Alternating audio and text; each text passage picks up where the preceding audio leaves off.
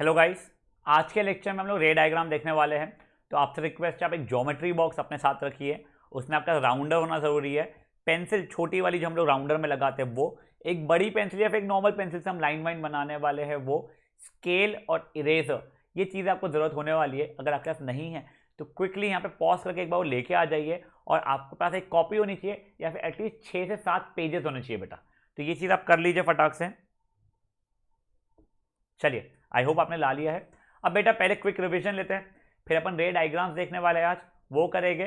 फिर अपन next lecture में भी थोड़ा सा रे डायग्राम देख के तब फाइनली हम लोग रियल एंड वर्चुअल के बारे में अच्छे से पढ़ेंगे। वैसे आज थोड़ा सा हिंट आपको मैं देने वाला हूँ, बट स्टिल हम लोग नेक्स्ट लेक्चर में अच्छे से वर्चुअल और रियल के बारे में पढ़ने वाले हैं। सबसे पहले हम लोग रिविजन जो कर रहे हैं, डेफिनेशन ऑफ लाइट याद है, it was a form of energy that enabled us to see things around us. Mirror क्या था? It was a highly polished surface which reflected most of the light incident to it. फिर मैं दो loss पढ़े थे reflection के। पहला क्या था? Angle of incidence equal to angle of reflection. दूसरा क्या था? Incident ray, reflected ray and normal at point of incidence lie on the same plane. अब ये जो लॉस ऑफ रिफ्लेक्शन थे हमारे, वो प्लेन मिरर में भी लगते थे और साथ ही साथ में हमारे कर्व्ड मिरर में भी लगते थे। तो आज अपन लोग ये फर्स्ट लॉ जो है, specially angle of incidence equal to angle of reflection, इसके लॉस को यूज करते हुए हम लोग रे डायग्राम्स बनाने वाले हैं। फिर हमने एक और चीज़ देखे थे, अगर रे या हमारी जो भी इंसिडेंट रे थी वो नॉर्मली गिरती थी तो एंगल ऑफ इंसिडेंस जीरो होता था, तो एंगल ऑफ रिफ्लेक्शन भी जीरो रहेगा, तो वो रिफ्लेक्ट बैक अपने सेम पाथ पे कर जाती थी। फिर प्लेन मिरर, हमने मिरर दो तरीके के होते थे, plane mirror and curve mirror, तो या स्फेरिकल मिरर। प्लेन मिरर का डेफिनेशन क्या था? वो मिरर जिसका रिफ्लेक्टिंग पार्ट प्लेन हो। स्फेरिकल मिरर का वो मिरर जिसका रिफ्लेक्टिंग पार्ट स्फेरिकल हो। प्लेन या कर्व मिरर भी दो तरीके थे, concave mirror and convex mirror. Concave mirror वो मिरर थे जिनका कर्व्ड, जो जिनका रिफ्लेक्टिंग सरफेस जो कर्व्ड है वो कर्व्ड इनवर्ड है, और कॉन्वेक्स का कर्व्ड आउटवर्ड है। चलिए ठीक है। अब प्लेन मिरर से जो इमेजेस बनती है हमारी, उसकी प्रॉपर्टीज देखते हैं। पहले तो वर्चुअल एंड इरेक्ट। वर्चुअल का मतलब भी छोड़ दीजिए, वर्चुअल एंड इरेक्ट। इरेक्ट मतलब upright. Second, object size is equal to image size, मतलब क्या हो गया? H is equal to H dash.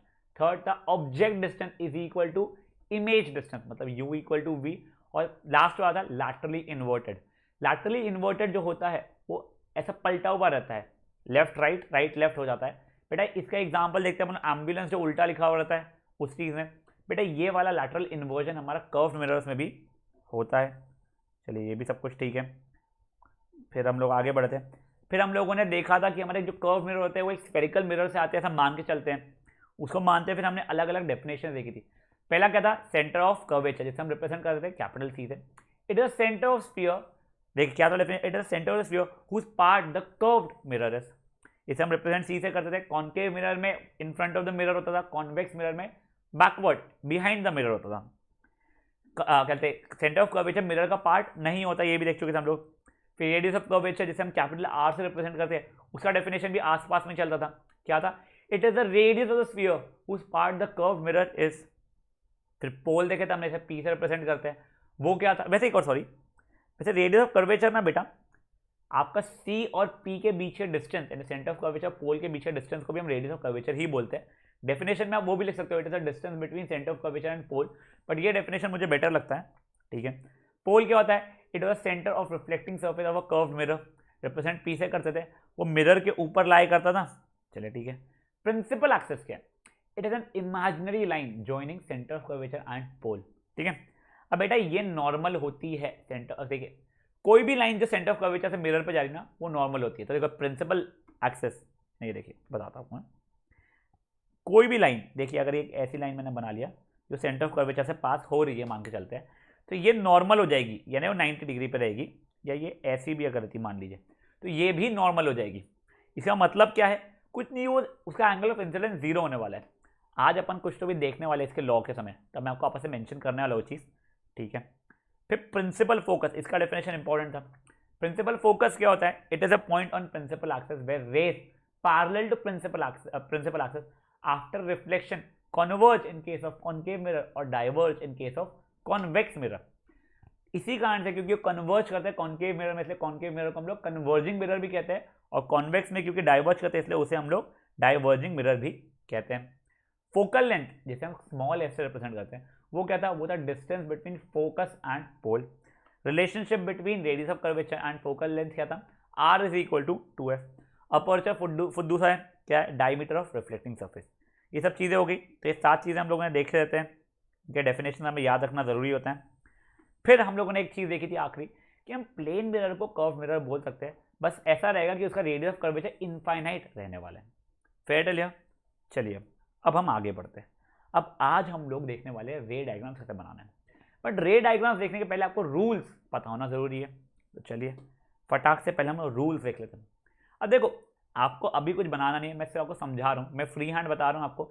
जब हम रे डायग्राम बनाना शुरू करेंगे तब आपको प्रॉपर्ली बनाना रहेगा। देखिए अपना मान लीजिए कॉन्केव मिरर है, आपको पता होगा कॉन्केव मिरर राउंडर वगैरह से कैसे बनाते हैं, अभी चिल मारिए आप लोग। ठीक है, ये मान लीजिए मेरा प्रिंसिपल एक्सिस है, ये क्या हो जाएगा, मेरा पोल हो जाएगा। ये मान लीजिए सेंटर ऑफ कर्वेचर है, ये मेरा फोकस है। ठीक है, पहला लो तो बच्चे बच्चे सब लोग जानते हैं, तो क्या, अगर मेरी ray parallel to principal axis आ रही है कॉन्केव मिरर में, आज एक काम करते हैं, सिर्फ कॉन्केव मिरर के रूल्स देखते हैं। ठीक है, कॉन्वेक्स अपन कल देख लेंगे। फाइन, देखिए पहला रूल क्या है, अगर मेरी रे पैरेलल आ रही है प्रिंसिपल एक्सिस से, मतलब मान लीजिए ये वाली मेरी रे पैरेलल आई थी प्रिंसिपल एक्सिस से, याद है क्या होता था, डेफिनेशन फोकस में पढ़ा है ना अपन लोगों ने, वो एक पॉइंट पे कन्वर्ज कर जाती थी। वो कौन सा पॉइंट था हमारा, तो वो ये वाला पॉइंट था, फोकस, यहाँ से पास हो जाती थी। याद आ रहा है ये चीज। तो अगर ray parallel to principal axis आई है तो रिफ्लेक्शन के बाद कहाँ से जाएगी, फोकस से जाएगी। तो ray parallel to principal axis passes through focus. Fine, देखिए had this been even this thing, ये यहाँ से ऐसी आई थी, ये आई है, तो ये भी रिफ्लेक्शन के बाद में हमारी फोकस से ही पास होने वाली है। समझ गया, मतलब रे अगर पैरेलल आ रही है प्रिंसिपल एक्सिस से तो हमेशा रिफ्लेक्शन के बाद कहाँ से पास होने वाली है, हमेशा हमेशा हमेशा फोकस से पास होने वाली है बेटा। चलिए अब देखो, कभी कभी ना इसमें बोल देते हैं कि आपको एंगल ऑफ इंसिडेंस और एंगल ऑफ रिफ्लेक्शन मार्क करना है। अगर आपको कभी भी करना रहे, याद है ना क्या होता था, ये देखिए ये पॉइंट के ऊपर मुझे 90 डिग्री बनाना पड़ेगा, ये देखिए ये पॉइंट के ऊपर 90 डिग्री बनाना पड़ेगा। देखो अब ये ऐसे कर्व पे आपको 90 डिग्री बनाना नहीं आता है, पर याद करो मैंने आपको बताया था, कोई भी लाइन अगर मेरी सेंटर ऑफ कर्वेचर से पास हो रही है तो मिरर पे 90 डिग्री रहेगा। तो देखिए ये मेरा नॉर्मल बन जाता है, ये क्या बन गया है, मेरा नॉर्मल बन गया है। तो अब ये हो जाएगा मेरा एंगल ऑफ इंसिडेंस और ये हो जाएगा मेरा एंगल ऑफ रिफ्लेक्शन, ये दोनों रहेंगे इक्वल। अगर आपको भरोसा नहीं है ना, जब हम रे डायग्राम बनाएंगे तब आप खुद से इसे मेजर करके देख लेना प्रोट्रैक्टर से, दोनों की दोनों आने वाले हैं इक्वल। बेटा एक बार बोर्ड में क्वेश्चन ऐसा आया हुआ है कि आपको ऐसा इनकम्प्लीट है, बस ये इतना डायग्राम बना दिया था उसने, अब वो आता है इसका एंगल ऑफ इंसिडेंस और एंगल ऑफ रिफ्लेक्शन मार्क कीजिए, तो आपको क्या करना था, कुछ नहीं, ये इसको ज्वाइन किया, ये हो गया एंगल ऑफ इंसिडेंस, ये हो गया एंगल ऑफ रिफ्लेक्शन, खत्म। समझा क्या हुआ है, पक्का। देखिए अब बोला जाता है कि मिरर को भी कभी मार्क कर देना चाहिए, तो देखिए ये हो गया एम और ये हो गया एम डैश, मान लीजिए मिरर की भी मार्किंग कर लेना चाहिए कभी, ये समझा आपको। तो पहला रूल क्या हो गया, अपन सिर्फ कॉन्केव मिरर के हाथ देख रहे हैं, कॉन्वेक्स से कल देख लेंगे क्योंकि उसका कल डायग्राम करने वाले। क्या देखा हमने, अगर ray parallel to principal axis आ रही है तो रिफ्लेक्शन के बाद फोकस से पास होने वाली है, it will converge to focus, ये देखा था हमने। एंगल ऑफ इंसिडेंस और एंगल ऑफ रिफ्लेक्शन मार्क करना भी देख लिया। मेरे इसमें लाल कलर का जो है वो क्या है बेटा, वो सिंपल सा मेरा इंसिडेंट रे है, ग्रीन है रिफ्लेक्टेड रे, ब्लू कलर का जो है मेरा मार्क वो है नॉर्मल। तो ये वाला पॉइंट क्या हो गया, अगर ray parallel to principal axis आई है तो रिफ्लेक्शन के बाद फोकस से पास होने वाली है। अब बेटा इसी का उल्टा, अगर आते समय फोकस से आई है तो क्या होगा, तो वो देख लेते हैं। सर मान लीजिए ये मेरा कुछ कॉन्केव मिरर जो दिखने में बहुत ही गंदा है, बट टेंशन मत लीजिए, ठीक है। ये हो गया मेरा पोल, ये हो गया मे बी मेरा सेंटर ऑफ कर्वेचर, ये हो गया मेरा फोकस। यहाँ तक कोई इशू है किसी को, नहीं, ठीक है। ये मैंने मार्क कर लिया एम, एम डैश। अब मैंने क्या बताया था आपको कि मेरी रे आ रही है फोकस पे, मतलब कोई ऐसी रे आई है, मान लीजिए देख ये ऐसी रे कोई आई है इंसिडेंट पे, तो मेरा रिफ्लेक्ट होने के बाद में ये जो रे रहेगी ना बेटा वो बन जाएगी पैरेलल टू प्रिंसिपल एक्सिस, मतलब आई फोकस से तो रिफ्लेक्ट होना पैरेलल बन गई। पिछला क्या था, पैरेलल आई तो फोकस से जाई गई, इस बार है फोकस से आई तो पैरेलल बन गई, उल्टा हो गया टोटली। समझा, सिंपल सा था। अब देखिए इसका मैं वो मार्क कर लेता हूँ, angle of incidence and angle of reflection, तो यही पॉइंट को बस मुझे सेंटर ऑफ कर्वेचर से जोड़ना पड़ेगा, जो मेरे दो एंगल्स बनेंगे वो बन जाएंगे angle of incidence and angle of reflection. Simple सा है। समझा क्या हुआ कि अगर रे फोकस से आई है तो आफ्टर रिफ्लेक्शन पैरेलल बन जाएगी प्रिंसिपल एक्सिस से। फाइन, तो ये रूल भी लिख देता हूं, ray passing through focus becomes parallel to principal axis. बेटा प्रिंसिपल एक्सिस को पीए लिखते नहीं है, मैं तो बस लिख रहा हूं। तो दो रूल्स देख चुके हैं अपन लोग। क्या क्या रूल्स देखा है बेटा? पहला, अगर पैरेलल है तो आफ्टर रिफ्लेक्शन फोकस से पास होगी। दूसरा, अगर फोकस से पास हो रही है तो आफ्टर रिफ्लेक्शन पैरेलल हो जाएगी। अब अगेन ये जो दोनों एंगल्स है अपने, ये वाला एंगल हो गया और ये वाला एंगल हो गया, इन दोनों को मेजर करेंगे तो दोनों के दोनों इक्वल ही आने वाले हैं। थर्ड रूल बड़ा क्यूट सा, क्योंकि इसके पर क्वेश्चन पूछा जाता है, बहुत सिंपल सा भी इसका डायग्राम जब भी बनाना पड़ता है। सर क्या कि अगर सेंटर ऑफ कर्वेचर से पास हो रही है तो वाला, मैं आपको ट्राई करने का मौका दूंगा इस चीज को। एक काम करते हैं, सिंपल है, इतना इशू वाला नहीं है कुछ भी हो। ये मान लीजिए एम है, मेरा एम डैश एम क्या है, देखिए कि अगर रे मान लीजिए सही, अब रे मान लीजिए सेंटर ऑफ कर्वेचर से आ रही है, सही, इनकमिंग रे सेंटर ऑफ कर्वेचर से आ रही है।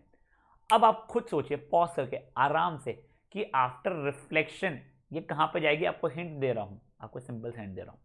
आपको क्या बनाना पड़ेगा? नॉर्मल बनाना पड़ेगा। एंगल ऑफ इंसिडेंस के बारे में सोचना पड़ेगा कितना हो रहा है, तब एंगल ऑफ रिफ्लेक्शन भी आप निकाल पाएंगे, फिर आपका रे समझ में आ जाएगा आपको। अब देखिए जिन्होंने सोचा बेटा ये सेंटर ऑफ कर्वेचर सही है, मतलब नॉर्मली गिरी है, मतलब एंगल ऑफ इंसिडेंस 0 हुआ है, इसी कारण से इसका एंगल ऑफ रिफ्लेक्शन भी 0 रहेगा और ये अपने पाथ को रिट्रेस कर जाएगी। देखो एक क्वेश्चन पूछा जाता है, व्हाई डज अ रे passing from centre of curvature retraces its path. तो आपको क्या बोलना पड़ता है? व्हेन अ रे passes from center of curvature then it falls normally on the mirror, hence the angle of incidence is 0. So by कहते हैं rule, by law of reflection angle of incidence equal to angle of reflection implies angle of reflection is also 0, hence it retraces its path. मैं लिख के दिखाऊंगा आपको पूरा, rule जरूर लिख देता हूं मैं। when ray passes through center of curvature it retraces its path। समझाइए क्या है? अब मैं रीजन बताऊं, वाई का रीजन क्या है? क्योंकि when ray passes through C implies it is falling normally। falling normally का मतलब क्या हो गया है? Angle of incidence is equal to 0, since angle of incidence is equal to angle of reflection होता है, ये हमें पता है, उसी कारण से एंगल ऑफ रिफ्लेक्शन भी 0 होता है, मतलब इट रिट्रेसेस इट्स पाथ। समझा बेटा क्या हुआ? सब कुछ पूरा रूल समझा आपको कि अगर सेंटर ऑफ कर्वेचर से आई है लाइट तो वो ही अपने पाथ पे आपस से चली जाएगी। ऐसा क्यों कि सेंटर ऑफ कर्वेचर पे आने के कारण नॉर्मली आई है, नॉर्मली आई है का मतलब क्या हो गया है? एंगल ऑफ इंसिडेंस 0 है, एंगल ऑफ इंसिडेंस 0 होने का एंगल ऑफ रिफ्लेक्शन भी 0 है, मतलब अपने उसने पाथ को रिट्रेस करना शुरू कर दिया। समझाइए। चलिए अपने 3 रूल्स देख लीजिएगा, फटाफट देख लीजिए क्या है 3 रूल्स। तो पहला है अगर पैरेलल है तो फोकस से पास होगी, दूसरा है अगर फोकस से पास हुई तो पैरेलल हो जाएगी, तीसरा है सेंटर ऑफ कर्वेचर से आई है तो रिट्रेस करेगी, चौथा वाला बता देता हूँ, वैसे ये इतना काम का आता नहीं है क्योंकि ये आप लोग रे डायग्राम में यूज़ करेंगे नहीं, बट आपके बुक में दिया है इसलिए आपको पता होना ज़रूरी है। ये हमारा पोल म्हणजे फोकस, ये है सेंटर ऑफ कर्वेचर। कोई भी, अच्छा ये मिरर को भी एम और एम डैश मार्क कर लेते हैं, आप एम एन भी मार्क करते हैं, एम एम डैश जो आपकी इच्छा हो।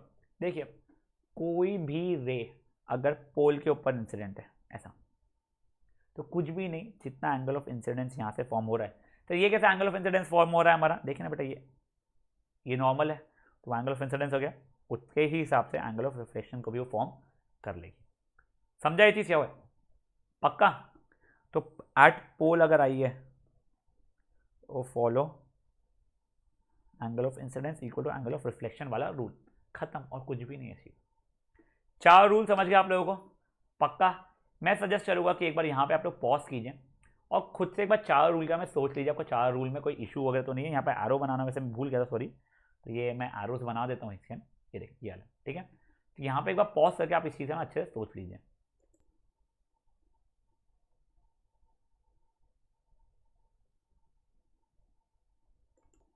चलिए गाइस, अब आपको लगने वाला है क्या, ज्योमेट्री बॉक्स। मैं जानबूझे ऐसी कॉपी खोल कर रखा है जिससे आप लोगों को मुझे समझाने में थोड़ी आसानी हो जाए, ठीक है। अब बेटा कुछ भी करने के पहले हम लोग 6 अलग अलग रे डायग्राम देखने वाले हैं। आप 6 डिफरेंट पेजेस पे ऐसे करने वाले हैं, ठीक है। एक ही पेज पे आप इसे बना के निपटाओगे नहीं, क्योंकि हमें उसकी प्रॉपर्टीज लिखनी है, प्लस हम लोग कई बार उस चीज़ को विजिट करने वाले हैं। इसलिए प्लीज़ 6 पेजेस को थोड़ा अच्छे संभाल के भी रखिएगा। आपको बेसिकली पहले क्या करना है, राउंडर लेना है, पेंसिल उसे अच्छे से फिट करना है, शार्प होना चाहिए बेटा पेंसिल, प्लीज़ पेंसिल वेंसिल की शार्पनेस में आप लोग कुछ भी कॉम्प्रोमाइज़ नहीं करेंगे, ठीक है। उसके बाद में उसका रेडियस जो रहता है ऐसा अपन जो स्प्रेड करते हैं, मान लीजिए थंब मेरा उसका ये वाला जो मेटेलिक पार्ट रहता है वो है, और ये मेरा फिंगर मेरा पेंसिल है, तो ये रेडियस आप खोलोगे उसे 6 सेंटीमीटर आप खोलना है। एक स्केल लेना है, सबसे पहले स्केल से एक स्ट्रेट लाइन लंबी से बना लीजिए, स्ट्रेट लाइन आप लंबी से बना लीजिए। कोई भी एक पॉइंट वैसा मार्क कर लीजिए, यहाँ पे आप रखोगे पॉइंटर, ठीक है, और पेंसिल को ऐसा आप लोग गोल घुमा लेंगे, ठीक है। ये मान के चलते ये 6 सेंटीमीटर का है, आप ऐसा कर लेंगे। ये क्या बन जाएगा फिर मेरा, ये पॉइंट ये बन जाएगा मेरा पोल, ये रहेगा मेरा सेंटर ऑफ कर्वेचर। इन दोनों के एग्जैक्टली बीच में, मतलब यहाँ से 3 सेंटीमीटर दूर बोलो या फिर यहाँ से 3 सेंटीमीटर दूर बोलो, कहीं पे भी ऐसा करके आपको फोकस मार्क करना है। ये हो गया। फिर ये 1 2 3 4 5 6 ऐसा फाट फाट फाट फाट फाट फाट, ये ऐसा करके आपको क्या बनाना है, ये मिरर है, ये दिखा देना है आपको। ये मिरर को नाम एम डैश ये कर लेना है। बेटा देखिए आपका ये जो इमेज है ना, बहुत राइट साइड ऑफ पेज में नहीं या बहुत लेफ्ट साइड ऑफ पेज में नहीं रखना है आपको मिडिल साइड में रखना है। टॉप में से 2-3 लाइन छोड़ दीजिएगा अपन हेडिंग देने के, और नीचे पूरी जगह छोड़ दीजिएगा। ऐसे आपको 6 बनाने, ठीक है। कितने बनाने आपको, 6 बनाने। तो फट से आप इसको पॉज कीजिए, ऐसे 6 आप मेरे लिए बना के रखिए। मैं भी बचे 6 जब आप पॉज कर रहे हैं तब मैं बना के रख लेता हूँ अपने, ठीक है। तो मैं हो जाता हूँ गायब पहले, तो अब फट से पॉज करके 6 जरूर बना के रखिए फटाक से। चलिए गाइस, आई होप आपके सबके सब ये बन चुके हैं। अब बेटा देखिए मैं आपको कुछ चीज़ समझा रहा हूँ, पहले वाले रे डायग्राम शायद आपको वो अच्छे समझे ना, आगे में आपको समझ में आने लग जाएगी। बेटा आपको कोई भी ऑब्जेक्ट का इमेज बनाने के लिए मिनिमम 2 रेज लगती है। क्या बोला मैंने, मिनिमम 2 रेज लगती है। जहाँ मैंने मान लीजिए कोई ऑब्जेक्ट था, अभी जैसे ये ऑब्जेक्ट है मेरा, ठीक है। ऑब्जेक्ट को अपन एरो से रिप्रेजेंट करते हैं। ये ऊपर का ये ऐसा एरो इसलिए बनाते हैं जिससे आपको पता रहे कि वो हेड है, तो अपना इमेज उल्टा बनाए सीधा बनाए कैसा बनाए वो समझ में आएगा। लैटरली इन्वर्टेड नहीं समझ में आता है इसमें, ठीक है। वैसे इमेजेस लैटरली इन्वर्टेड होने वाले बट इसमें समझ में नहीं आएगा।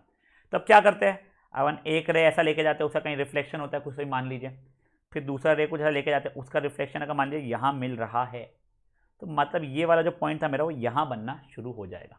फिर वहाँ पे मैं उल्टा इमेज बना दूंगा, वो चीज़ समझा होगा। बट आप एक चीज़ समझ लीजिए, आपको मिनिमम 2 इनकमिंग रेज चाहिए। आप 2 से ज़्यादा भी कर सकते हैं, बट इतना समय किसी का होता नहीं है, इसलिए कभी लोग 2 ही इनकमिंग रेज से अपना इमेज बनाना शुरू करते हैं। अपन अलग अलग जगह ऑब्जेक्ट रखने वाले हैं और देखने वाले उसका इमेज कहाँ पे बन रहा है। तो पहले मैं ऑब्जेक्ट को रखता हूँ, मेरा ऑब्जेक्ट प्लेस कर रहा हूँ एट इन्फिनिटी। बेटा एट इन्फिनिटी का मतलब क्या हुआ, बहुत दूर, जमाने दूर से आ रहा है, मतलब सूरज उतने दूर से आ रहा है। बेटा अपना ऑब्जेक्ट कहाँ से आ रहा है, बहुत बहुत बहुत दूर से आ रहा है। चलिए ठीक है, मतलब हमारा इन्फिनिटी से आ रहा है। तो बेटा कभी भी एक ऑब्जेक्ट अगर इन्फिनिटी पे रखा हो तो वहां से पैरेलल रेज ही आती है। देखो मैं आपको बोल रहा हूँ ये थोड़ा स्टूपिड सा है आपका रे डायग्राम, बट ठीक है काम में आता है, और ये पूछा जाए तो बहुत ईजी रहता है। तो वो क्या करना पड़ेगा, आपको ये दिखाना पड़ेगा कि हमारा रे जमाने भर दूरी से आ रहा है। तो रुक जाओ मैं पहले तो बाजू में छुप जाता है सब, कि देखिए बहुत दूर से आ रहा है। मतलब मान लीजिए ये यहाँ पे ऐसा ऑब्जेक्ट रखा हुआ होगा मेरा, मैं डॉटेड ऑब्जेक्ट सिर्फ इसलिए बना रहा हूँ कि आपको पता रहे कि बहुत दूर हो। तो देखिए अभी यहाँ से एक ऐसा मेरा रे आएगा, ये पैरेलल रे आया है मेरा, इनकमिंग रे।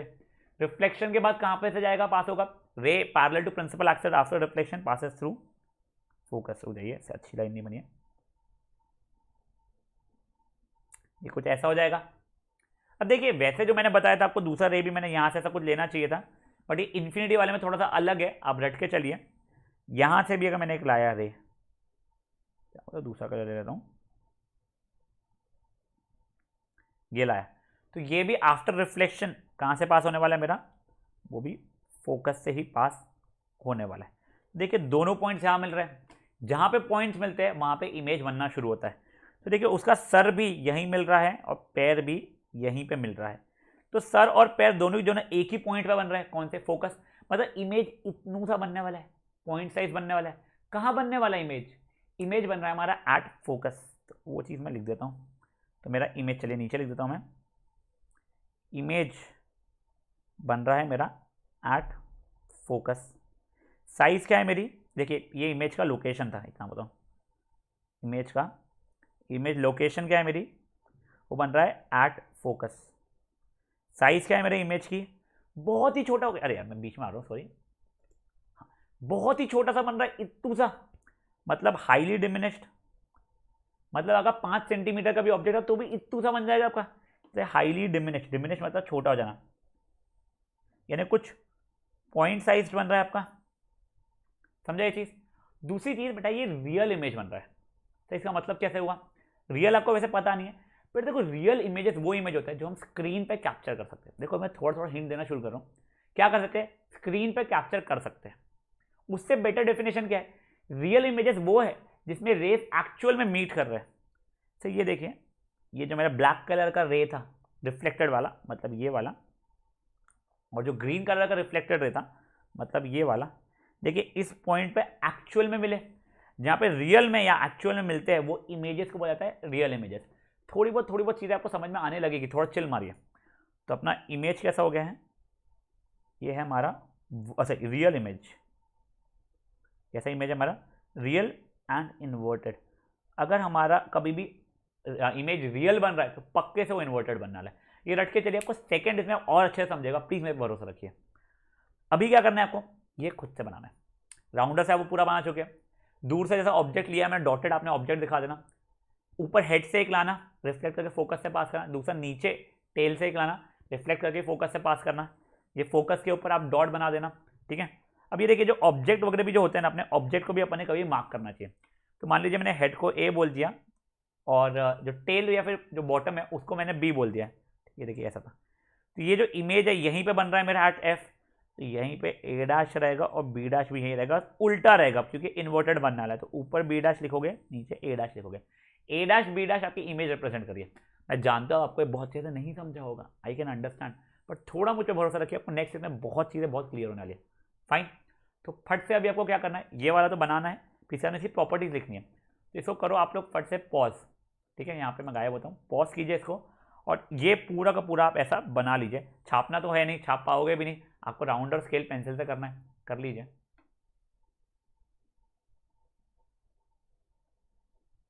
चलिए ये वाली प्रॉपर्टीज भी लिख लीजिए बेटा इसमें।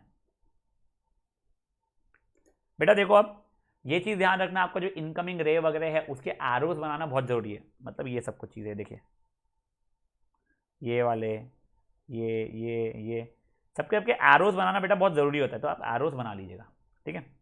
अब नेक्स्ट वाला देखते हैं। अब थोड़ा चीज़ें ज़्यादा आपको अच्छे समझने वाली है। माई ऑब्जेक्ट बियॉन्ड सी, मतलब सी के पीछे, कितना पीछे? थोड़ा बहुत पीछे आप रख सकते हैं, बहुत पीछे नहीं रखना, इन्फिनिटी तक नहीं पहुंचना, थोड़ा बहुत पीछे रख सकते हैं। अब देखिए बेटा, आपको एक चीज़ मैं बताता हूँ, जैसे आप लोगों की जो कॉपीज होगी वैसी रूल्ड वाली होगी कुछ, ठीक है। आपने कुछ बनाया होगा, ये आपका प्रिंसिपल एक्सेस होगा मे बी। तो बेटा कभी भी ना ये एक रूल लाइन वाले इसका आप साइज ऑफ ऑब्जेक्ट ले लीजिएगा। ऐसा बीच में ऐसा रैंडम इतना मत कीजिएगा कि 1.5, इसमें एक से बताता हूँ मैं क्या बोल जाता हूँ, यानी ऐसा ऑब्जेक्ट का साइज मत रखिएगा। तो क्यों? पैरेलल लाइन लाने में इशू होगा, इसलिए आपसे सजेशन ये है कि आप लोग उसे 2 रूल लाइन के एग्जैक्टली बीच में ही रखिए। चलिए ठीक है। अब देखिए हमें ऑब्जेक्ट कहाँ पे रखना है, मैंने कहा था आपसे बियॉन्ड सी रखना है। तो मान लीजिए मैंने ऑब्जेक्ट को यहाँ पे ऐसा रख दिया है, ठीक है। ऑब्जेक्ट का मार्क कर दिया, ये हो गया ए, ये हो गया बी। अपने को 2 रूल्स लगाने थे, 2 रेज लाने थे। अब देखिए, अब मैं रेज ना हेड से ही लेके आऊँगा, ठीक है। पहला रे क्या रहेगा, मैंने पैरेलल ला लेता हूँ, ठीक है। तो देखिए ray parallel to principal axis, after, देखो पैरेलल कितना इजीली बन गया क्योंकि रूल लाइन था। आफ्टर रिफ्लेक्शन क्या होगा, फोकस से पास होने वाला है, तो मैंने उसे फोकस से पास कर दिया। देखो मैं फ्री हैंड बना रहा हूँ, मैं थोड़ा हाथ इधर उधर काप कूप सकता है, आप लोग स्केल यूज करके आने के। सेकेंड रूल क्या लिया मैंने बेटा, सेकेंड रूल आप चाहते सेंटर ऑफ कर्वेचर वाला भी ले सकते थे, पर सेंटर ऑफ कर्वेचर पे कई बार जब बच्चे लोग रे डायग्राम बनाते हैं ना, तो क्या होता है वो ऐसा नीचे चले जाना शुरू होता है, जहाँ तक अपना मिरर ही नहीं है। इसलिए क्या करो, एक काम करो, फोकस से ले लो, ठीक है सर। अब एक और चीज़, हाँ बेटा ये यहीं से लाइट आ रही है ऐसा नहीं, सर थोड़ा पीछे से दिखाया करिए, वो मैंने गलती मैंने खुद ने भी करी थी। ठीक है, ये ऐसी आ रही है। अब आफ्टर रिफ्लेक्शन ये क्या होगा, ये हो जाएगा पैरेलल। अब आप बोलोगे सर यहाँ पे तो रूल लाइन है ही नहीं, कोई बात नहीं, अब अप्रोक्सीमेटली पैरेलल करना शुरू कीजिए उस चीज़ को। तो देखिए कुछ अप्रोक्सीमेट पैरेलल लाइन कुछ ऐसी बन रही है हमारी, फाइन। तो ये हो गया मेरा ये। अब दोनों कहाँ पे मिले मेरे, ये देखिए दोनों दोनों यहाँ पे मिले, मतलब यहाँ पे मेरा ऐसा हेड आ जाएगा और इसको ऐसा नीचे से ऐसा पलटा दूंगा मैं, खत्म। देखिए ये हो गया मेरा, क्या हो गया है, देखिए ये हो गया मेरा ए डैश, ये हो गया मेरा बी डैश, फाइन, मेरा इमेज बन गया। ऑब्जेक्ट कहाँ था, ऑब्जेक्ट बियॉन्ड सी था। पहले तो अपन रियल वर्चुअल की बात करते हैं, क्या रेज एक्चुअल में मीट किए, हाँ सर। तो ऑब्जेक्ट क्या हो गया, इमेज क्या हो गया, रियल हो गया।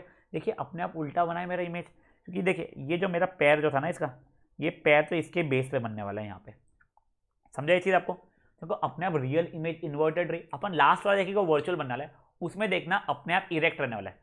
तो देखिए पहले तो अपन लोग ऑब्जेक्ट का लोकेशन लिख लेते हैं। देखिए यहाँ पे जैसा अपन ने लिखा था ना, ऑब्जेक्ट कहाँ पे, उसका साइज क्या है और उसका क्या कहते हैं नेचर क्या है, इसको नेचर बोला जाता है।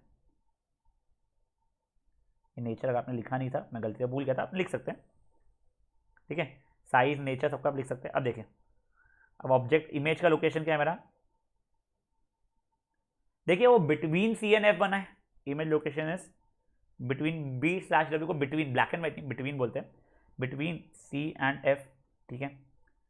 साइज देखते हैं बेटा, अब छोटा हुआ है ये, जितना ऑब्जेक्ट है, मान लो ऑब्जेक्ट 5 सेंटीमीटर था, 3 सेंटीमीटर का हो गया, पर पॉइंट साइज नहीं है, तो बस डिमिनिश्ड लिखिए, क्या हो जाएगा, diminished, DIMI डिमी NI SHED, diminished है, ठीक है, हाईली डिमिनिश्ड नहीं। और नेचर क्या है इसका, नेचर कुछ नहीं, रियल एंड इन्वर्टेड है। कैसा है ये, रियल एंड इन्वर्टेड। रियल क्यों है, क्योंकि रेस एक्चुअल में मीट हो रही है। इसको हम स्क्रीन पर कैप्चर कर सकते हैं, का मतलब क्या होता है बताता हूं मैं। अगर ये इस पोजीशन पे मैंने एक सफ़ेद पर्दा लगा दिया, तो जब रेज यहाँ पे आके मिलेगी ना, तो आपको ऑब्जेक्ट का इमेज दिखना शुरू हो जाएगा, समझा। मतलब मैंने स्क्रीन पर कैप्चर किया। तो रियल इमेजेस होते क्या है, जिन्हें स्क्रीन पर कैप्चर कर सकते हैं। रियल इमेजेस में रेज जो रहते हैं वो एक्चुअल में या रियल में मीट करते हैं, और हर रियल इमेज हमेशा इन्वर्टेड बनता है। ये चीज़ होती है रियल इमेजेस, जो मैं आपको बहुत बाद में सिखाऊंगा। अभी वैसे मैं आपको बहुत चीज़ें बता चुका हूँ, बट फॉर्मली जो लिखता हूँ मैं, वो चीज़ें अपन बाद में देखने वाले। तो आज ये चीज़ समझ, आपको रियल इमेजेस क्या होते हैं। रियल इमेजेस को स्क्रीन पर कैप्चर कर सकते हैं, उसके रेज एक्चुअल में मीट करते हैं, और साथ ही साथ वो हमेशा इन्वर्टेड बनता है, ठीक है। तो एक काम कीजिए, ये वाले को आप लोग फट से अच्छे से पॉज करके खुद से कर लीजिए बेटा सॉल्व। चलिए सर, ये जो आप लिखा रहे हो हमको याद करना है क्या, हाँ बेटा। सर इतने सारे रह गए, 6 बनवा रहे हो आप, 6 नहीं बेटा 8 बनने वाले हैं। और एक और चीज़ बताऊँ, आपको डरा नहीं रहा हूँ, 8 नहीं 16, क्योंकि लेंस में भी है, बट बहुत इजीली याद हो जाते हैं। आप 1-2 बार डायग्राम बनाओगे ना, आपको खुद को क्लिक हो जाएगा, अच्छा यहाँ पे था तो यहाँ बनता था, तब टेंशन मत लीजिए उस चीज़ का। चलिए ठीक है सर, अब नेक्स्ट वाले इस पर आते हैं। अब नेक्स्ट वाला कंपेरेटिवली मुझे सिंपल लगता है, क्या है, ऑब्जेक्ट कहाँ पे, ऑब्जेक्ट अपन एट सी रखते हैं, मतलब ऑब्जेक्ट को सेंटर ऑफ कर्वेचर के ऊपर रखते हैं, ठीक है। तो ये देखिए मेरा ऑब्जेक्ट ये बन चुका है।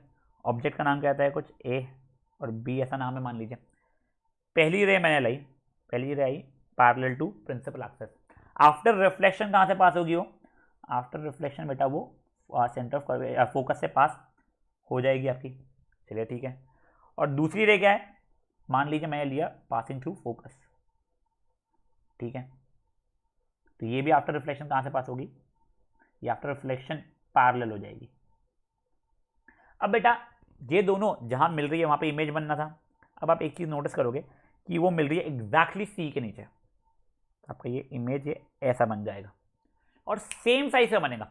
ऑब्जेक्ट सी पे रखा तो कोई इमेज भी सी पे बनने वाला है, एंड बेस्ट बात क्या है, एग्जैक्ट सेम साइज का बनने वाला है। तो इसको मुझे क्या लिखना पड़ेगा, ये बन जाएगा बी डैश और ये बन जाएगा मेरा ए डैश। देखो ऐसा नहीं है कि मेरे इसमें बना है, आप भी अगर ढंग से बनाओगे तो एग्जैक्ट ये बनने वाला है। आपको रादर सी पे रखा है ऑब्जेक्ट, तो इमेज सी पे ही आता है, दिखाना पड़ेगा अच्छे से। तब इसका आप लोग इमेज के बारे में क्या लिख लोगे, image location, image location at c है मेरा। साइज क्या है, साइज सेम है। और नेचर क्या है, अब बताओ रियल है कि वर्चुअल है। सर एक्चुअल में मीट कर रहे हैं, स्क्रीन पर कैप्चर भी कर पाओगे ऐसे, तो ये हो जाएगा रियल एंड इन्वर्टेड। मुझे लगता है अभी भी बच्चों को थोड़ा स्क्रीन पर कैप्चर हो सकता है वाले का कंसेप्ट नहीं समझा होगा, रुक जाओ, थोड़ा रुक जाओ, आपको आगे आगे आज ही समझ में आ जाएगा, टेंशन मत लो, ठीक है। तो ये वाला ऑब्जेक्ट है, सी वाले को भी प्लीज पॉज करके एक बार अच्छे से बनाइएगा। चलिए मैं यहाँ पे मिरर का नाम लिखना भूल गया था, एम डैश। अगर आप लोग भी भूले कोई मिरर का नाम लिखना तो वो कर लीजिए। साथ ही साथ मैं एक और पाप कर दिया था, ये एरोस नहीं बनाया था, इसमें हाफ मार्क कट जाते हैं। तो ये चीज़ें प्लीज़ आप लोग एक बार अच्छे से कर लीजिए, ठीक है। करिए पॉज और इसे कर लीजिए अच्छे से सॉल्व। चलिए अब बढ़ते हैं नेक्स्ट वाले पे। नेक्स्ट वाला भी सिंपल सा है, देखिए नेक्स्ट वाले में अपन लोग ऑब्जेक्ट रखने वाले between C and F. Object क्या रहेगा, ऑब्जेक्ट है हमारा बिटवीन सी एंड एफ कहीं पे, मतलब मान लीजिए मे बी मेरा ऑब्जेक्ट यहाँ पे। बिटवीन का मतलब एग्जैक्ट मिड पॉइंट नहीं, कहीं पे भी बीच में, ठीक है। अब देखिए हमें पता है दो प्रॉपर्टीज, पैरेलल लाके फोकस पे ले जा सकते थे और फोकस से ले जाके पैरेलल। तो सेंटर ऑफ कर्वेचर वाली भी है, ठीक है ना, करना है कर लो। बट वो क्या है, मैं आपको बताया था अगेन, अगर मैं एक ऐसी रे पास करूँगा तो हो सकता है मिरर के ऊपर से निकलते रहे मेरे इसमें, इसलिए वो वाली यूज जल्दी मैं करता नहीं हूँ। तो सर चलिए पहली सिंपल डिम्पल लाया मैंने, सर ये पैरेलल लाया, आफ्टर रिफ्लेक्शन सर ये फोकस से पास हो गई, चलिए ये भी ठीक है। फिर नेक्स्ट क्या किया मैंने पास किया फोकस से, ठीक है। तो ये वाली आफ्टर रिफ्लेक्शन ये पैरेलल बना लिया मैंने, ये हो गया मेरा। ये कोई आरो वापस बनाना भूल गया था। अब देखो, अब मेरा इमेज बनाना था मैं, तो ये पॉइंट में इंटरसेक्शन हुआ है, तो मेरा इमेज ऐसा बनेगा। ऑब्जेक्ट अगर मेरा ये था ए बी, तो मेरा इमेज ये हो जाएगा B dash and A dash. कोई इशू इसमें, थोड़ा भी सिंपल था। तो देखिए अब मेरा इमेज का लोकेशन क्या हो चुका है, वो सी के पीछे बन रहा है। इमेज का लोकेशन क्या है मेरा, बियॉन्ड सी बन रहा है मेरा, बियॉन्ड सी। मुझे अब साइज बताइए। देखिए ये साइज ना आपका बड़ा है, इसे बोला जाता है एनलार्ज्ड। क्या बोला जाता है इसे, परफेक्ट, एनलार्ज्ड। साइज क्या हो चुका है मेरा, एनलार्ज्ड। बेटा हाईली एनलार्ज नहीं है कि इतने से ऑब्जेक्ट को आपने 100 करोड़ किलोमीटर लंबा बना लिया, बस एनलार्ज लिखिएगा, ठीक है। और सर साथ ही साथ नेचर क्या है, सर नेचर वो अपना रियल एंड इन्वर्टेड। समझाई थी आपको। देखो अपन लोग पहले से देखते हैं, अपन ने जब इन्फिनिटी वाले से स्टार्ट किया था अपना लोकेशन में साइज क्या था, देखो पॉइंट साइज था, बहुत ही छोटा था। फिर जब हम लोगों ने बियॉन्ड सी किया तो साइज थोड़ा बड़ा हुआ, बट अभी भी डिमिनिश्ड ही हो। फिर जब सी पे आए तब सेम साइज का आया, जब सी एंड एफ के बीच में आए तो हमारा साइज बढ़ गया। तब देख रहे हो जैसे जैसे हम लोग टूवर्ड्स मिरर आ रहे हैं, हमारा साइज ऑब्जेक्ट का बढ़े जा रहा है, बढ़े जा रहा है, बढ़े जा रहा है। अब जैसे ही मैं एफ पे रखूंगा तब देखते हैं क्या होता है, ठीक है। ठीक, पहले तो काम करो, इसको करो आप लोग पॉज और इसको कर लो मस्त से सॉल्व। चलिए नेक्स्ट वाला करते हैं हम लोग, ये सेकेंड लास्ट है। सर क्या है, अब ऑब्जेक्ट को रखने वाले अपन एट एफ। कहाँ पे रखेंगे हम लोग, ऑब्जेक्ट इज एट एफ, ठीक है। तो मतलब कुछ ये ऐसा है। अब देखिए पहला वाला रे तो मैं बना लूंगा सर। पहला वाला रे क्या था, पासिंग सही पैरेलल टू प्रिंसिपल एक्सिस, ठीक है सर। ये आफ्टर रिफ्लेक्शन मेरा फोकस से पास हो जाएगा, ये कोई इशू नहीं है। अब दूसरा वाला क्या है सर, अब बेटा मैं तब से क्या था फोकस से लाके पैरेलल कर रहा था, बट ये तो ऑब्जेक्ट ही फोकस पे रखा हुआ है तो मैं फोकस से ला नहीं पाऊंगा। सर अब क्या, वो दूसरा सीखे ना बेटा अपन लोग, अब काम में आ गया सेंटर ऑफ कर्वेचर वाला। सेंटर ऑफ कर्वेचर सॉरी देखिए अच्छा नहीं बना है, मैं सेंटर ऑफ कर्वेचर से ला रहा हूँ, अभी भी ढंग से नहीं बना है, अभी भी नहीं बना है, मान लेते बन गया से लाया हूँ, तो बाद में वो वापस से रिफ्लेक्ट बैक कर जाएगा अपने सेम पोजीशन से। इसको ए और बी मार्क कर देता हूँ, मान लीजिए ए है और ये बी है। बेटा मेरे इसमें आपको क्लियरली दिख नहीं रहा क्योंकि आपको इसमें ये दोनों ना पास में आते हुए दिख रहे हैं, और जब आप खुद अभी बनाओगे ना तो आपको दिखेगा कि ये दोनों, यानी ग्रीन वाली भी और ये रेड वाली भी, दोनों की दोनों क्या हो गई है, पैरेलल हो गई है। मतलब वो पीछे जो जा रही है सा पाथ, ये जो ये यहाँ जो जा रही है यहाँ पे मिलने ही वाली नहीं है, ना वो इस साइड पे मिलने वाली है बेटा, ना वो लेफ्ट साइड पे मिलेगी, ना वो राइट साइड पे मिलेगी। तो अपन ये मान के चलते हैं कि इन्फिनिटी पे मिलेगी। कहाँ पे मिलेगी, इन्फिनिटी पे मिलेगी। तो देखिए इसके इमेज का लोकेशन क्या है, एट इन्फिनिटी। देखिए अपन ये मान के चलते कि लेफ्ट साइड वाले इन्फिनिटी पे मिलने वाली है, ठीक है। तो वहां पे हाईली एनलार्ज रहेगी वो, कि देखो ये इतू सा ही मेरा ये एक ही पॉइंट का कितना बड़ा इमेज बनने वाला है। तो एक एक एक ऐसे पूरा पॉइंट से देखूंगा तो कितना हद ज्यादा बड़ा बन जाएगा। तो इसका ये मान लेते हैं साइज क्या है, हाईली एनलार्ज्ड। देखो एनलार्ज नहीं, हाईली, हद ज्यादा एनलार्ज्ड है, हाईली एनलार्ज्ड। और नेचर क्या होता है बेटा इसका, नेचर होता है रियल एंड इन्वर्टेड।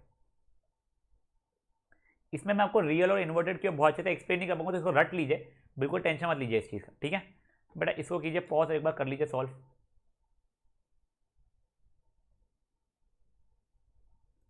चलिए एक बार फट से देख लेते हैं जितने बनाए, सब लोकेशन वोकेशन के साथ। इन्फिनिटी से था तो कहां पे आया था, फोकस पे आया था, ठीक है।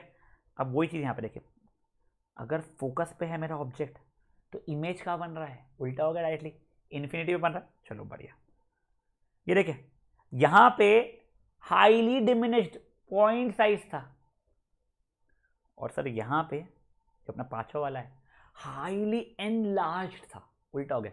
पर ये उल्टा नहीं हुआ, रियल इन्वर्टेड था तो यहाँ पे भी रियल इन्वर्टेड है मेरे भाई, वो मत सोचना वहां पे रियल इन्वर्टेड था पे वर्चुअल डायरेक्ट, ऐसा नहीं है प्लीज। रियल इन्वर्टेड दोनों सेम है। वहां पे फ्रॉम इन्फिनिटी था तो इमेज एट फोकस था, यहाँ पे एट फोकस है तो इमेज एट इन्फिनिटी है। वहां पे हाईली डिमिनिश्ड है, यहाँ पे हाईली एनलार्ज्ड है, दोनों रियल इन्वर्टेड है। चलिए ठीक है, फिर नेक्स्ट अभी अपन लोग कंपैरिजन और करना चाहते हैं, बट अभी रुक जाते हैं उसके पहले का। अब देखिए, अब वैसा कंपैरिजन यहाँ पे नहीं हो रहा है। अगर मेरा ऑब्जेक्ट बियॉन्ड सी था, ऑब्जेक्ट वॉज बियॉन्ड सी, तो इमेज था between C and F, diminish था अभी भी, रियल इन्वर्टेड था। जैसे ही मैंने सी पे रखा, वापस रियल इन्वर्टेड है, बट इमेज अभी एग्जैक्ट सी पे बन रही है। मतलब object distance equal to image distance वाला कंसेप्ट यहाँ पे आ गया। प्लेन मिरर में तो रहता ही है, यहाँ पे भी गलती से आ गया, बट आप कंफ्यूज मत हो जाना। कहते कर्व मिरर में हमेशा ये रूल नहीं लगता है, उसमें सिर्फ लैटरली इन्वर्टेड वाला रूल लगता है। तो अगर ऑब्जेक्ट इज एट सी तो इमेज का बन चुका है हमारा एट सी ही बना है। बेटा आपको पूरा चार्ट दिखाऊँ, आप टेंशन मत लो, हर एक चीज आपको आपको दिखाने वाला हूँ, नोट्स में है, टेंशन मत लो, ठीक है। फिर नेक्स्ट हमने देखा बिटवीन सी एंड एफ, तो इमेज बना हमारा बियॉन्ड सी, और साथ ही साथ एनलार्ज्ड, पहली बार हमारा एनलार्ज्ड बना, ठीक है। ये भी रियल इन्वर्टेड है, और ये आखिरी तो हम देख ही चुके हैं। अगर फोकस पे है तो इन इमेज इन्फिनिटी बन रही है, हाईली एनलार्ज, और रियल एंड इन्वर्टेड बन रही है। अब आज का आखिरी रे डायग्राम देख रहे हैं, कहाँ पे object between p and F, ये वाला तो कई बार पूछा गया बेटा एग्जाम में, ठीक है। तो देखिए इसमें मैंने कहीं यहाँ पे बना लिया ऑब्जेक्ट मेरा, सब पहली रे लाई मैंने, कौन सी sir, parallel to principal axis. After reflection क्या होगी सर, वो फोकस से पास होती है, चलिए ठीक है। सेकेंड बेटा, अब मैं सेंटर ऑफ कर्वेचर वाली लेके आता हूँ, क्योंकि फोकस से लेके आओगा ना बेटा तो कुछ भी अजीब सी ऊपर बन जाएगी वो, इसलिए मैं फ्रॉम सेंटर ऑफ कर्वेचर लेके आता हूँ इसको।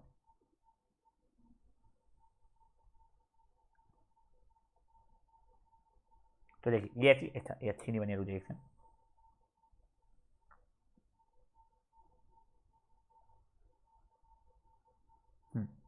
अब देखिए, अब मेरे डायग्राम में शायद आपको समझ में ना आ रहा हूँ बेटा, ये दोनों रेस पैरेलल नहीं हुई है, ये दोनों रेस एक दूसरे से दूर जा रही है। अगर दूर जाए तो जिंदगी में कभी नहीं मिलेगी, ठीक है, दे विल नॉट मीट। तब ऐसे समय मुझे क्या करना होता है, मिरर के इस साइड जहाँ पे मिलने वाली है उस साइड पे जाना पड़ता है। याद है कि अपने लास्ट से वो यूक्लिड वगैरह वाला पढ़ा था कि अगर इस साइड नहीं मिल रही तो उस साइड मिलाओ, पैरेलल नहीं है तो, ये वो वाला है। तो मतलब क्या, कुछ नहीं। अब देखो यहाँ पे अंदर मिरर में ऐसी रे घुसती नहीं है, तो इसलिए मुझे डॉटेड लाइन्स बनानी पड़ेगी, ठीक है ना। ये स्ट्रेट ऐसी डॉटेड लाइन्स बना रहा हूँ मैं, वैसे ये लाल वाली की भी मुझे डॉटेड लाइन्स बनानी पड़ेगी। अब ये दोनों जिस पॉइंट पे मिल रही है, ऐसा हमें लग रहा है, रियल में नहीं मिल रही, जहां पे हमें लग रहा है वहां पे इमेज बनना शुरू होगा, और ये इमेज को बोलते हैं वर्चुअल। तो क्या सर, देखिए ये जो इमेज मेरा बनेगा ना, ये इमेज वर्चुअल इमेज को भी डॉटेड बनाया जाता है, क्योंकि वहां पे कुछ भी रियल में नहीं हो रहा है, जो भी चीजें हमें लग रहा है हो रही है उसे हम वर्चुअली बना देते हैं। जब रेज एक्चुअल में मीट नहीं करती है और इमेज बनाते हैं, उसे बोलते हैं लोग वर्चुअल इमेज। इसे हम पर्दे पे स्क्रीन पे कैप्चर नहीं कर सकते। तो ऐसा क्यों, अरे बेटा आप यहाँ खड़े हो, अब स्क्रीन को लेके मिरर के अंदर कैसे घुसोगे, नहीं घुस पाओगे ना। उसी कारण से virtual images can not be captured on screen होता है, समझा इसे आपको, virtual images can not be captured on screen. साथ ही साथ में वर्चुअल इमेज देखो अपने आप इरेक्ट बन गई है, ये देखिए, ये समझ लीजिए ए बी, अपने आप सीधी अपराइट यानी इरेक्ट बन गई है। वर्चुअल इमेजेस को हमेशा डॉटेड लाइन से बनाना है आपको, समझा। इसकी रेस को भी एक काम करते हैं, ये पूरा वापस देखते हैं, पूरा स्टार्टिंग से वापस देखते हैं। तो क्यों बेटा, बहुत इंपॉर्टेंट है और बच्चों को कई बार कंफ्यूजन होता है, मैं जानता हूँ, इसलिए वापस से पूरा देखते हैं। देखिए सबसे पहले क्या बोला मैंने, अपने दो रूल्स, पहला लाया रे पैरेलल टू प्रिंसिपल एक्सिस, ठीक है। आफ्टर रिफ्लेक्शन वो फोकस से पास होने वाला था, तो मैंने पास करा दिया। फिर नेक्स्ट मान लीजिए मैं लाया सेंटर ऑफ कर्वेचर से, देखिए यहाँ पे शायद से आपको लगेगा कि हाँ ये दूर दूर हो रही है, इस बार थोड़ा सा मैंने बनाया है ढंग से, ठीक है। तो अब हमें ये तो पता है सब पीछे है ना, मिरर के लेफ्ट साइड में तो बन नहीं पाएगी, इसलिए मैंने इसको ऐसे एक्सटेंड करना शुरू किया। मैंने ये पहली वाली रे को भी एक्सटेंड करना शुरू किया। बेटा भैया एक्सटेंड कैसे कर रहा हूँ ये चीज़ समझ लीजिए, ये जो पाथ है रिफ्लेक्टेड का उसका उल्टे साइड पे बना रहा हूँ मैं। वही चीज़ ग्रीन केस पे भी किया था, क्या किया था मैंने, ये जिस तरीके से रिफ्लेक्ट हो रही थी उसी के इधर पे एक्सटेंड किया बेटा मैंने, ठीक है ना। तो रैंडमली डॉटेड नहीं बनाना है अपने को कुछ, तो भी ये मैंने एक्सटेंड किया, जिस पॉइंट पे मिली वहाँ पे मैंने बना लिया अपना इमेज, और इमेज भी बना मेरा डॉटेड, ये बन गया ए डैश, ये बन गया मेरा बी डैश। समझा ये चीज़?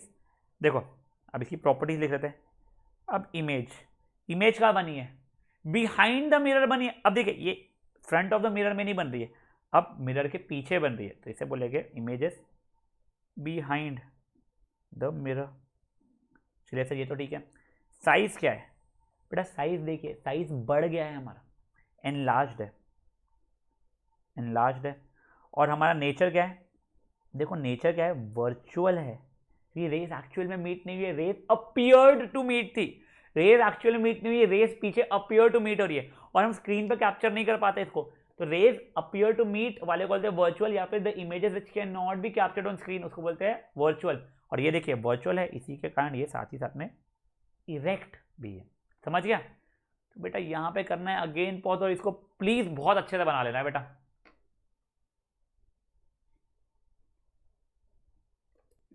चलिए गाइस हो गया ये वाला भी बनाना अच्छे से, पक्का। अब रिविजन अपन नोट्स से लेते हैं, ठीक है। चलिए नोट्स पे आ गए बेटा। आपको अभी ये दूसरे डायग्राम्स नहीं देखने हैं जो सेकंड इसमें बने हैं, ये वालों को एक बार छोड़ दीजिए आप लोग। तो ऐसा क्यों? क्योंकि हम लोग कॉन्केव मिरर को ही देख रहे हैं आज, कॉन्वेक्स जब नेक्स्ट टेस्ट में देखेंगे तब देख लेंगे। देखिए अगर मेरा incident ray parallel to principal axis है, तो कॉन्केव मिरर में क्या होता है, पासेस थ्रू फोकस। ये वाला डायग्राम देखिए, ये अपन देख चुके हैं एग्जैक्ट।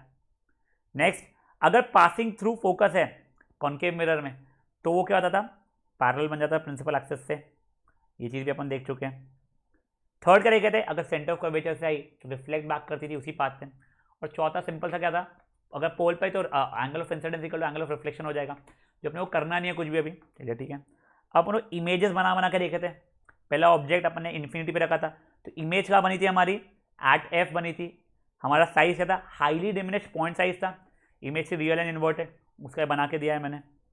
फिर अगर बियॉन्ड सी थी तो इमेज कहाँ थी, बिटवीन सी एंड एफ, साथ ही डिमिनिश्ड थी, रियल इन्वर्टेड। एट सी पे इमेज एट सी बनी थी, ठीक है। सेम साइज की थी, और साथ में क्या हुआ था, रियल इन्वर्टेड था। फिर अगर ऑब्जेक्ट था बिटवीन सी एंड एफ, तो मेरा इमेज कहाँ बन रही थी बेटा, इमेज बन रही थी बियॉन्ड सी, एनलार्ज थी, हाईली एनलार्ज, सिर्फ एनलार्ज थी, रियल इन्वर्टेड थी।